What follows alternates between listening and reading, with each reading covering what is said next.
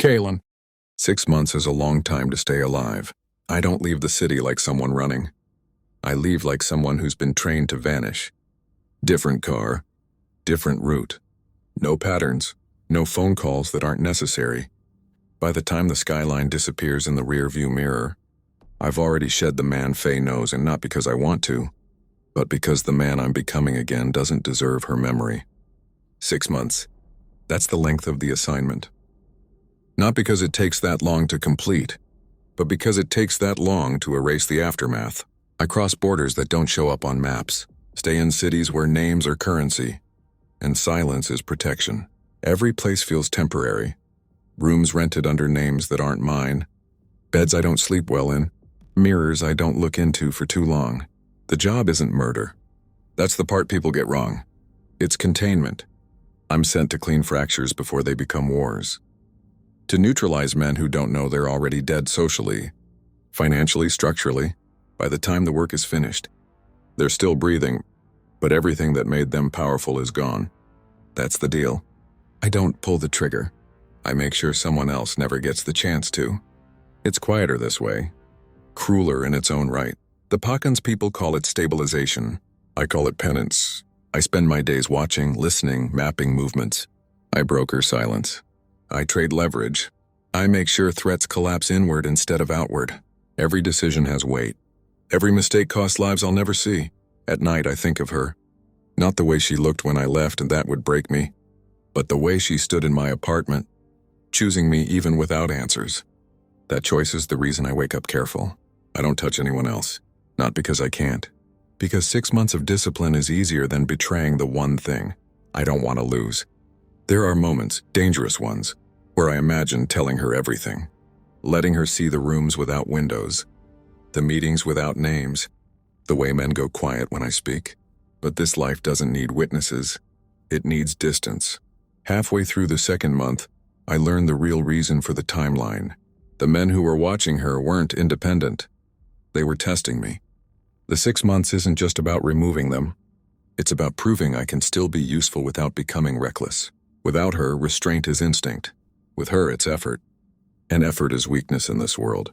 I finish my work methodically, slowly, making sure nothing traces back to her, or me or the city I left behind. By the 4th month, the danger has thinned to rumor. By the 5th, it's nearly gone. But the price becomes clear. When this ends, I won't be the same man who left. You don't walk this far into shadow and come back untouched. The question isn't whether I'll return to her. It's whether I'll still be someone she can love. 6 months is a long time to stay alive. Longer when the only thing keeping you human is a woman who doesn't know the half of what you're surviving for her. Faye, 6 months of quiet. I don't count the days. I tried at first, and marking them in my head, pretending numbers would give me control over something I clearly don't have. They don't. Time stretches when you're waiting for someone who left without a return date. It warps. Some days feel manageable. Others feel like punishment. Kalen doesn't call.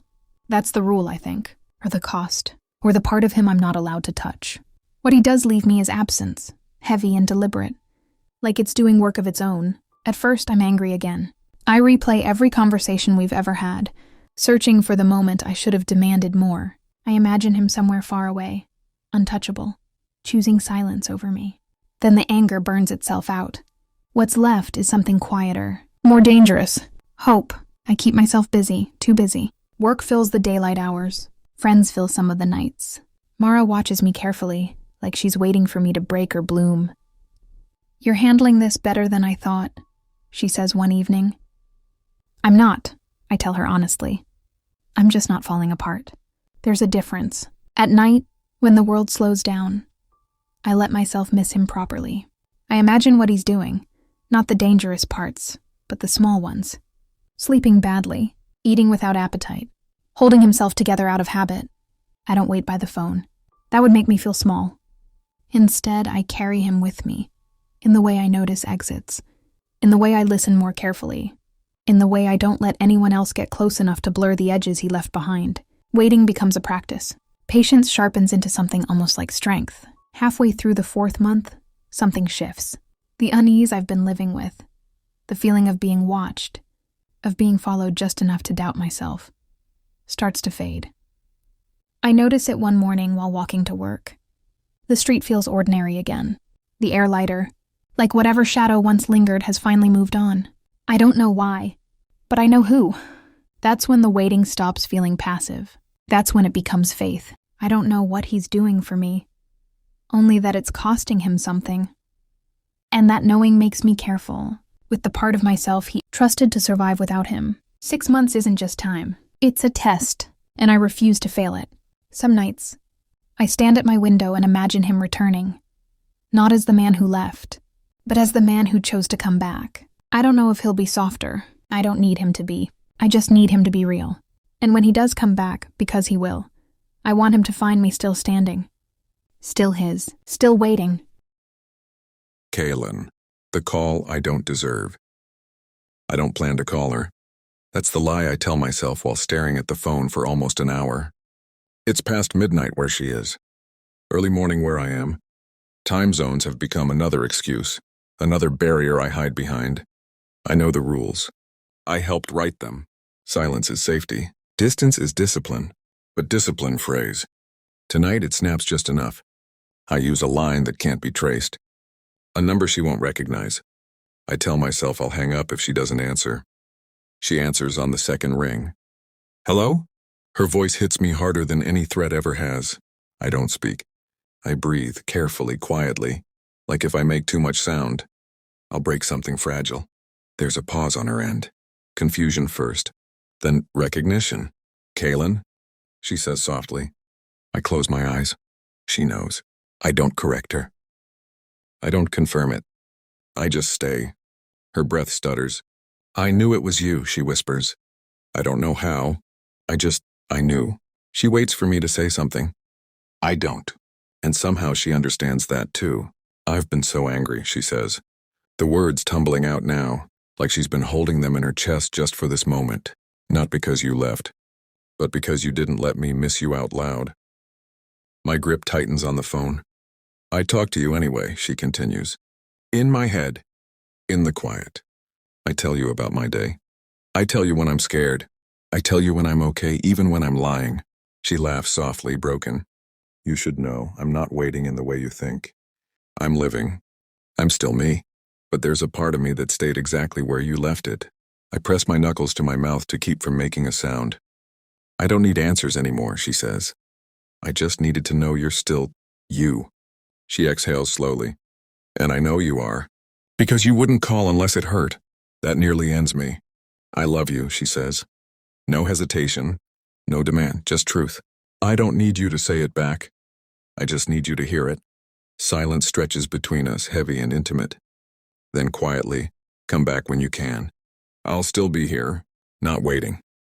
Just choosing you. I end the call before she can say goodbye. Because if I hear her voice one more second, I will speak. And if I speak, I will promise things I'm not allowed to keep yet. I sit there long after, phone still warm in my hand. The job feels heavier now. The 6 months feel longer. But for the first time since I left, the silence doesn't feel empty. It feels like love that knows exactly where I am, and waits anyway. Kaylin. The message comes without warning. No call this time, no voice. Just coordinates in a time window so narrow it might as well be a threat. Final engagement. That's the phrase they use. It doesn't mean the last job. It means the last test. If I survive it, the leash comes off. If I don't, there's no aftermath to clean up. I memorize the details and delete the message immediately. No notes, no copies. The kind of work that demands to exist only once. This isn't containment. This is extraction. Someone high value, someone whose name carries enough weight to fracture everything. I've spent months stabilizing. The man isn't just dangerous, he's connected, protected, a symbol. And symbols don't disappear quietly. I move through the city like I belong to it. Different jacket, different walk, different posture. Every step rehearsed, every reflection checked. I've learned how to look like someone who has nothing to lose. The irony doesn't escape me. I meet my contact in a place that smells like old stone and damp. Air, underground, no windows, just shadows and a single bulb flickering like it's nervous. This one decides it, the man says without preamble. I know. If you fail, I know, I repeat. He slides a folder across the table. I don't open it yet. When this is done, he continues, your name disappears from our ledgers. You go back to being whatever you were before. I think of her, of the way she said choosing you like it wasn't a gamble. I won't be what I was before, I say. He doesn't argue. The job itself is brutal in its precision. No chaos, no witnesses, just timing, patience, and a margin for error so small it demands respect. I spend 12 hours watching, 14 planning, 1 minute executing. It's not violent in the way people imagine. No gunfire, no blood spilling across floors. Just a door opening at the wrong time. A signal interrupted. A system collapsing inward. By the time it's over, the man is still alive, but finished. His protection gone. His influence severed. Extraction complete. I leave before the aftermath begins. Before questions start. Before anyone realizes the shadow passed through them and kept going.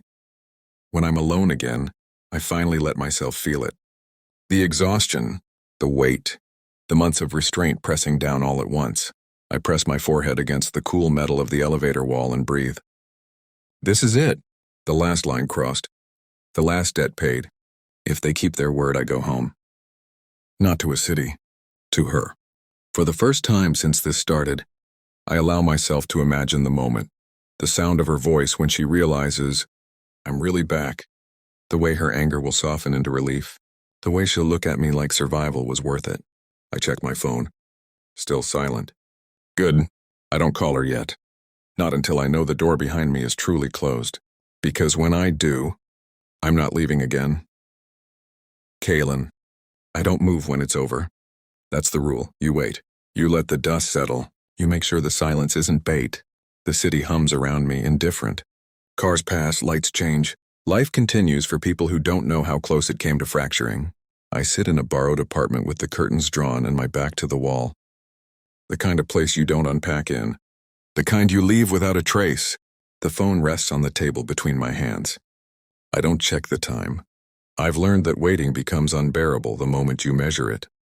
The message arrives 3 hours later. One vibration. One line. Cleared. You are released from obligation. Leave within the window. Do not look back. That's it.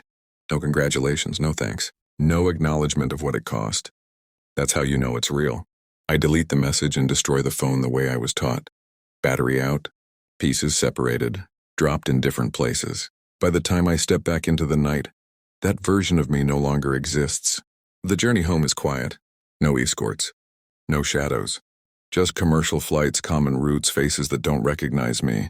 I sit by windows and watch cities pass beneath me, thinking about how close I came to never seeing hers again. I sleep in fragments. Every time I close my eyes, I see her face when she realized I was leaving, not fear, not anger, but trust. The kind that doesn't ask for proof. That trust carried me through this. It deserves an ending. When I land, I don't go to my apartment. I go to her street. I park a block away and sit there longer than I should. Hands resting on the steering wheel like, I need something solid to keep me in place. Can feel the velvet box in my pocket. This is the most dangerous moment of all. Not the job. Not the deal. This I love her. I swear, and nothing will make me happier than making her mine forever. Because if she's moved on, I'll have to accept it. Because love doesn't survive on promises alone. I step out of the car. Every step toward her door feels heavier than the last. Not fear. Anticipation sharpened into something almost painful. I knock once. Then wait. Whatever happens next, I earned the right to face it. And for the first time in 6 months, I'm home. Faye. I almost don't answer the door.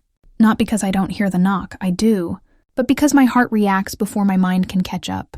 It stutters, slips, like it recognizes something I've trained myself not to expect. Faye? My mom calls from the living room. Someone's at the door. I've got it, I say, already moving.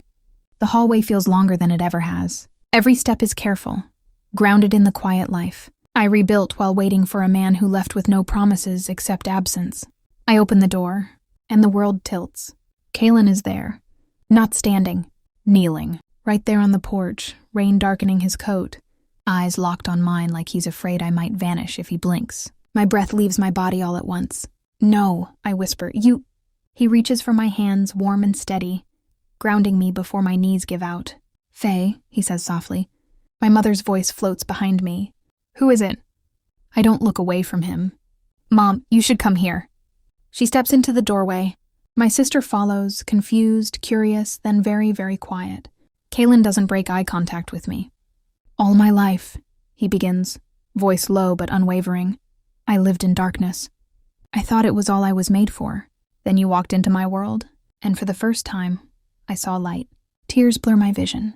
I tried to protect you by leaving, he continues. I tried to love you from a distance. But every mile away from you only taught me one truth. His thumb brushes over my trembling fingers. I don't survive without you. I come home to you. The porch is silent. The world is silent. It's just us. He inhales once, steadying himself. So I'm done walking away, he says. Done choosing safety over love. He looks up at me like this is the most dangerous thing he's ever done. Faye, he says, reverent and sure. Will you marry me? I gasp. My sister covers her mouth. My mother freezes behind me. I can't speak. My heart is too full, my chest aching with all the waiting, all the fear, all the love that never left. Yes, I breathe. He lets out a sound I've never heard before. Something broken and relieved and alive all at once. Yes, I say louder. I'll marry you. He stands, pulling me into his arms, forehead pressed to mine like he's anchoring himself to the present. His lips brush my temple, my cheek, my mouth, not rushed. Not desperate, certain. I'm home, he whispers. You are, I whisper back. My mother clears her throat softly. Well, she says, smiling through tears. I suppose you should come inside. Kaylin looks at her with respect, with gratitude. Thank you, he says. As he steps over the threshold, I realize something profound. He didn't just come back to me. He chose a future, and this time he stayed. Faye. Dinner feels different this time. Mom is watching him closely, her eyes sharp and curious, the kind that can see everything you're hiding.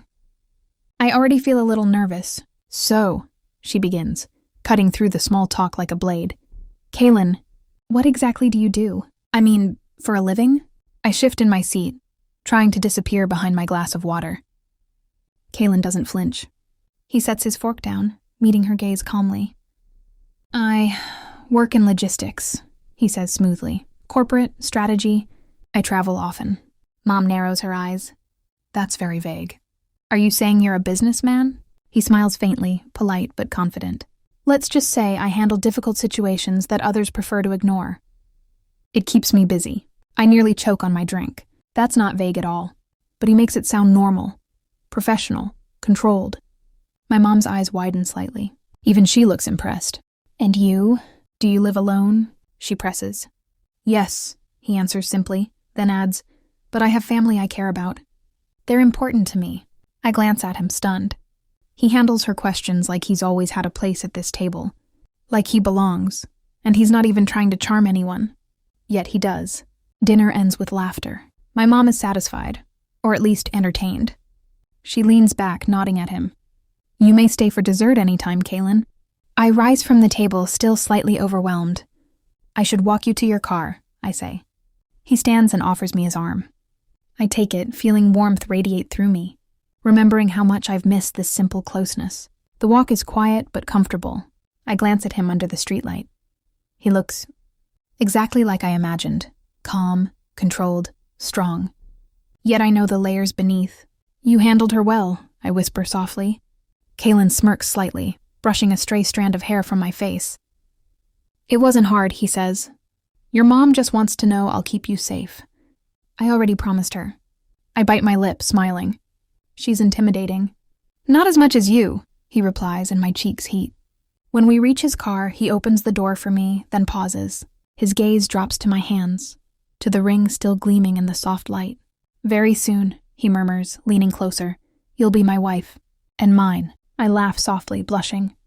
You're not allowed to say that and drive away. I'll try not to forget, he teases, finally sliding into the driver's seat.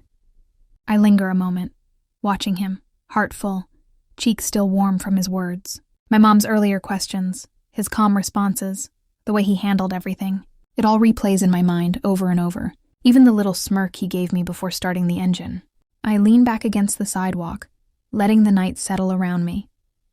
This is him, Kaylin, present, steady, still dangerous in ways I'll never fully understand, yet wholly mine, and for the first time in months I realize I've been holding my breath. And now finally I can let it out. Kaylin. The apartment is quiet. Too quiet. I close the door behind me and let the silence press against my chest. Her laughter, the gentle teasing at dinner, the way she looked at me tonight. It all replays in my mind like a storm I don't want to end. Faye is engaged. Mine, officially. She doesn't need a ring from me. She doesn't need anything but the promise we made. The one she can feel in every glance, every touch. And yet, the world outside my walls doesn't stop. It never has. I sit on the edge of the couch, hands clasped, staring at the floor. I think about the life I've led, the shadows, the deals, the dangers I've walked through and the ones I've ignored. All of it is a weight I carry alone. The kind of past that could ruin someone like her if it ever caught up. She doesn't know. Not fully. She only knows the parts I let her see, the ones that are safe that she can love. But the truth is messy, dangerous. I'm tempted to call her now just to hear her voice again. But I don't. Not because I don't want to, I do. More than anything. But because she's sleeping. Because she's allowed to exist in a world without my shadows pressing in. And that's the problem. I want to give her the world, but all I have is mine, fractured and dangerous. A laugh escapes me, quiet, bitter. I've never had to fight for peace like this before. And yet I'll fight. For her, for us. I think about the engagement tonight. About the way she smiled when I whispered, "Very soon you'll be my wife." And mine. Her blush, her shy laugh. It's seared into my memory. I reach for my glass of water, staring out the window at the city lights below. They twinkle like promises I can't yet touch, but I will. She's mine, and I'll protect her. Even if it means walking through shadows she'll never see. Even if it means keeping parts of myself hidden, until the moment I can finally let her in completely. Because she's worth every risk, every single one. Faye. The river hums softly beside us, dark and endless, carrying secrets the way Kaylin does. The blanket is spread neatly on the ground, food laid out with intention. Everything is familiar. Everything is chosen. You remembered? I say quietly, picking up one of the dishes. All of this. He shrugs like it's nothing. You talk more than you realize. That's not fair, I tease. I talk when I'm nervous. And I listen, he replies. When it matters. I glance at him then. Really look, the way the night softens his sharp edges. The way his guard is down just enough to scare me. We eat slowly. Drink wine. The silence between us isn't awkward. It's heavy, thoughtful. Do you ever think about what comes after? I ask. Not danger. Not waiting, just normal days. He exhales, staring out at the water. I think about them more than I should. And I press. And I think I don't deserve them, he admits. But I want them anyway. My chest tightens. With me? His eyes meet mine, steady, certain. Only with you. That's when the air changes. The way he looks at me now isn't careful. Anymore. Something dangerous has been awakened. And forced to stay quiet. Release a breath I didn't know. I was holding. We met each other halfway. His lips crashing to mine as he kisses me. His hands grabbing my waist and pulling me closer. There's nothing gentle about this kiss. It's rough. Claiming. Like he's been holding back all night and finally lost the fight. I gasp into his mouth, fingers gripping his neck as if he might disappear if I let go. I move without thinking, straddling him, and he groans, low, like it costs him something not to give in completely. His hands slide up my thighs, firm, grounding, before he shifts us carefully, laying me back against the blanket. He hovers above me. You know what I want to do now, Faye? I shake my head, no, because I didn't trust myself to speak at that moment. He smirks. His eyes full of lust, he leans in, kisses my mouth, down my neck and my stomach. My breath was caught in my throat. Kaylin, please, I whispered, not knowing what I was begging for. He moves so fast that a gasp escaped my lips. He kisses my thighs, his mouth trailing slowly, deliberately, making me arch, making me forget where we are. He kisses the place I ache the most, and a moan escapes my lips.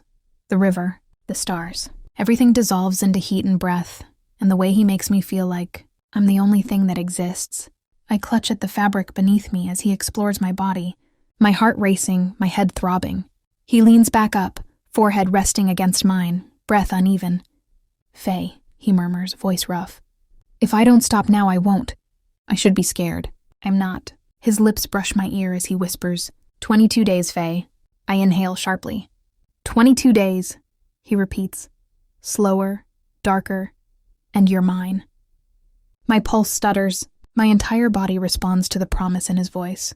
He kisses me once more, deep and lingering. Faye, 22 days. The number follows me everywhere. I replay the night by the river like a secret. I press against my chest when no one's looking. The way the wine tasted sweeter than usual. The way Kalen looked at me like time was something he was running out of. The way his voice dropped when he said it. 22 days like a promise. And a warning all at once. I still feel it in my body when I close my eyes. The heat. The restraint. The knowing. I wake up smiling and aching at the same time. 10 days. Somehow time doesn't move evenly anymore. It jumps. It rushes. It steals days from me when I'm not paying attention. I'm standing in a bridal boutique with my sister and friends, surrounded by mirrors and white fabric and too many opinions. This one, my sister says, already emotional. No, that one of my friends counters. That's the wow dress. I laugh, a little breathless, my hand instinctively drifting to my chest. Kalen isn't here, but he's everywhere. I imagine his reaction to each dress. The way his eyes would darken. The way his jaw would tighten like he's trying not to touch. I step into one dress and then another. None of them feel right. Then I put on the one. The room goes quiet. I look at myself in the mirror and barely recognize the woman staring back. She looks chosen, certain, loved. My sister covers her mouth. That's it, she whispers. That's the dress. I swallow hard, imagining Kalen's voice in my ear. Mine, 3 days. The countdown feels unreal now. I fold the dress carefully, heart pounding, fingers trembling.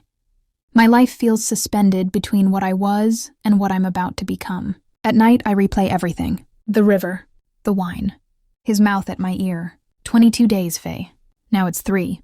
3 days until I walk toward him knowing there's no turning back. 3 days until he finally stops holding himself apart from me. 3 days until the waiting ends. I don't know what our future looks like.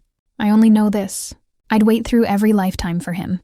And I think he would do the same for me. Kalen. The night settles around me like a familiar coat. The city hums below, distant and alive, but my mind is somewhere else by a riverbank, under soft lights with her laughter still echoing in my chest. Faye doesn't know how often I think about her when she's not beside me, how every plan I make now starts and ends with her name. She changed the math of my life. I used to measure time in risks and exits, in how long I could stay in one place before it burned. Now I count days until I get to wake up next to her, until I can build something that doesn't require looking over my shoulder every second. I picture her smile when she's distracted, the way she tilts her head when she's listening, the softness she carries into a world that never showed me any mercy, and somehow, she makes me want to be better in it. I'll protect her, not just from danger, but from the parts of life that try to harden people, from fear, from loneliness, from ever feeling like she has to fight for love. She doesn't know the things I've already dismantled for her. The doors I've closed. The threats I've silenced. I don't want her to. Some battles don't belong to her. What belongs to her is safety. A home where she can breathe. A life where she's not waiting for the other shoe to drop. I want to give her mornings that are slow, nights that are calm, and a future that doesn't flinch every time the phone rings. I've lived long enough in darkness to know how precious light is. And Faye is light. I'll stand between her and anything that tries to reach for her. I'll carry the weight so she doesn't have to. I'll be the man who stays, not because it's easy, but because leaving is no longer an option. She's mine to cherish, mine to protect, mine to choose every single day. And in 3 days, I'll say it out loud in front of the world. I barely recognize the woman staring back at me. She looks like me, but steadier, braver, softer in a way I didn't know I could be. The dress hangs perfectly, white and fragile and terrifying, and my hands tremble as I touch the edge of the dresser for balance. Then the tears come, quiet at first, then all at once. I don't know why I'm crying, happiness, fear, disbelief, maybe all of it tangled together. I press my fingers under my eyes, but it doesn't stop. I let myself feel it. This moment deserves honesty. A knock sounds gently at the door. "Faye!" my mom calls. I inhale shakily. "Come in." She steps inside and freezes when she sees me. Her eyes fill immediately, like she's been holding it back all morning. She crosses the room without a word and pulls me into her arms. "You're really getting married," she whispers. "I know," I say through a laugh that turns into another sob. "I didn't expect it to feel this big." She pulls back and cups my face, studying me like she's trying to memorize every detail. "You look loved," she says softly. "And that's all I ever wanted for you." That's when I lose it completely. She helps me sit, smoothing my hair, grounding me with small touches, motherly, steady, safe. For a moment, I'm not a bride or a future wife. I'm just her daughter. A soft knock interrupts us again. One of the girls peeks in. "There's a note for you." From Kaylin. My heart stutters. My mom smiles knowingly and steps back. "I'll give you a moment." The paper feels heavier than it should in my hands. Familiar handwriting. Strong, intentional. I unfold it slowly. "Faye," I don't know how to say this out loud without losing control, so I'm writing it instead. All I knew was darkness. Choices that led nowhere and nights that never ended. Then you walked into my life and made me want mornings. Made me want forever. If you're nervous, know that I am too, not because I doubt us, but because I know what it means to be trusted with your heart. I promise to protect you, to choose you, and to love you in ways that feel safe and wild at the same time. I'll be waiting for you. Kaylin. The tears fall onto the paper before I can stop them. I press the note to my chest, breathing him in even though he's not here yet. Somehow he always knows exactly what I need. When my mom returns, she wipes my cheeks gently and smiles. "He's ready," she says. "And so are you." I take one last look at myself in the mirror. I'm scared. I'm in love. I'm ready. And when the doors open, I step forward, toward the man who chose me, and the life we're about to begin. Koylin, I don't believe in fate. But when the doors open, I forget all of that. She stands there white, trembling, real Faye, walking toward me like the world hasn't spent years trying to harden me against moments like this. Like I'm not a man who learned early that beauty never lasts. Breath leaves my lungs. The room fades. The murmurs disappear. All I see is her. Beside me stand my men, the few I trust enough to let this close. They're dressed clean, sharp, respectful. No weapons. No shadows. Just witnesses. They don't speak, but I feel their presence like a silent vow of their own. She is protected. My hands flex at my sides to keep from reaching for her too soon. She looks at me and her eyes shine. Not fear, not doubt. Love. That's when it hits me. This woman chose me knowing exactly who I am. And somehow she still walked forward. When she reaches me, I take her hands. They're warm, steady, real. The officiant speaks, but the words blur until it's time for the vows. I don't prepare mine. I never could. "Faye," I say quietly, my voice rough but certain. "I've lived my life in fragments. Half promises. Half truths. Survival instead of hope." Her fingers tighten around mine. "You came into my life and made me want to stay. Made me want mornings and quiet nights, and a future that doesn't feel like borrowed time." I swallow. "I promise to protect you. Not just with my strength, but with my honesty. To choose you even when it's hard. Especially when it's hard. To love you with restraint when you need safety, and with fire when you need passion." A small smile curves her lips through tears. "I don't promise perfection," I add softly. "But I promise loyalty. I promise devotion. And I promise that you will never stand alone again." Then it's her turn. She inhales, steadying herself. Her thumbs brushing over my hands like she's grounding me now. "Kaylin," she says, voice soft but sure, "loving you was never the safe choice. It was the honest one." My chest tightens. "You saw me before I knew who I was becoming. You protected me without trying to cage me. You loved me without asking me to be smaller." Her eyes shine, but she doesn't look away. "I promise to stand with you, not behind you. To choose you even when the world feels heavy. To be your calm when the noise gets loud. And your home when everything else feels uncertain." Her voice wavers just slightly. "I don't need perfection. I just need you. And I choose you every day." Something in me breaks open at her words. When the officiant finally smiles and says, "I now pronounce you husband and wife." The room exhales. I don't wait. I pull her close and kiss her, not desperate, not rushed but full, claiming, certain. Applause rises around us, but it's distant, unreal. She is my wife. The word settles into me like it was always meant to be there. As I rest my forehead against hers, I whisper, so only she can hear. Forever starts now, and for the first time in my life, I believe it. Kylan. The dinner is muted, a deliberate confinement of voices and laughter. Just family, tightly knit, a small enclave against the world. Plates slide across the table, devoid of speeches or grand gestures. This was her design, intimate, stripped of pretense. I sit beside her, my hand resting on her back, a reminder of her existence, the reality of this moment. Her mother observes us with a gentle smile, while her sister's teasing lingers in the air. There's an unsettling comfort here, a safety I never thought I'd claim. She leans into me, her smile knowing as if she can read my thoughts.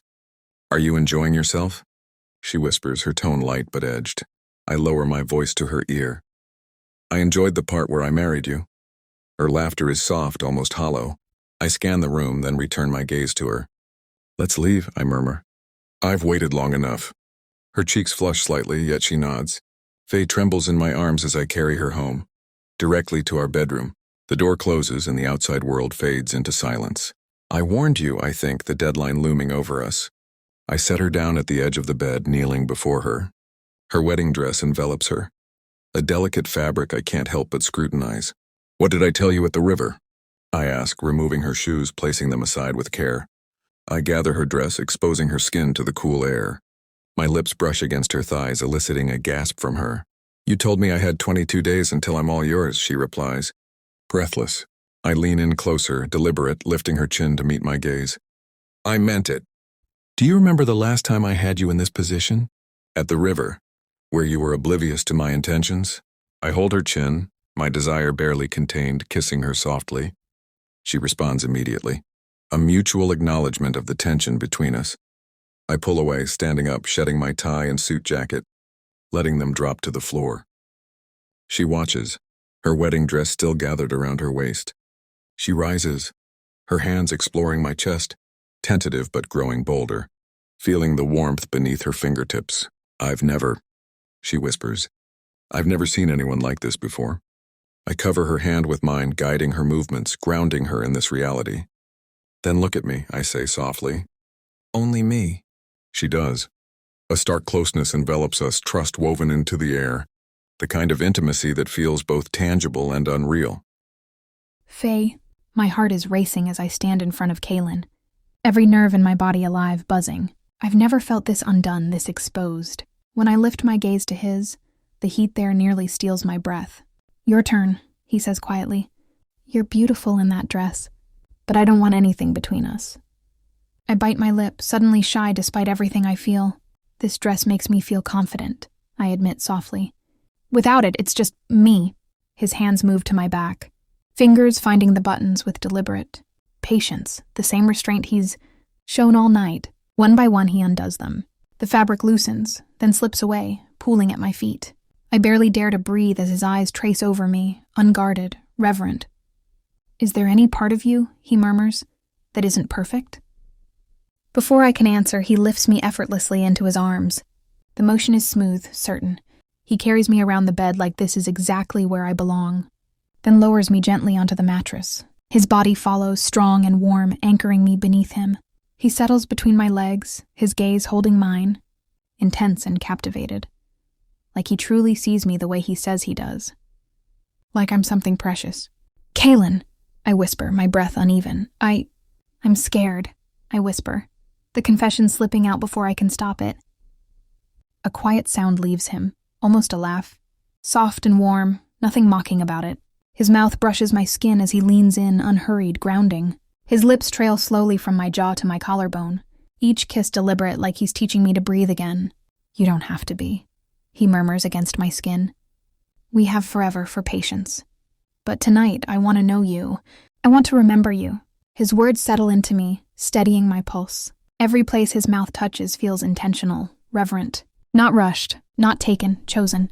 His hands hold me like I'm something precious, something he's been trusted with. When he finally meets my eyes again, there's nothing wild there, only certainty. And somehow that's what undoes me. What follows isn't frantic or rough. It's slow, consuming, like stepping into warmth after a lifetime of cold.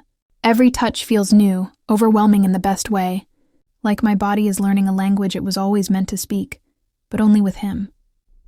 I cling to him, breathless as the world narrows down to the space between us.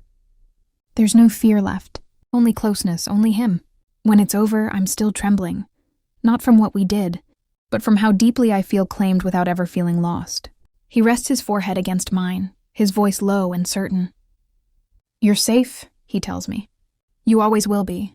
And in that moment, wrapped in him, I know it's true.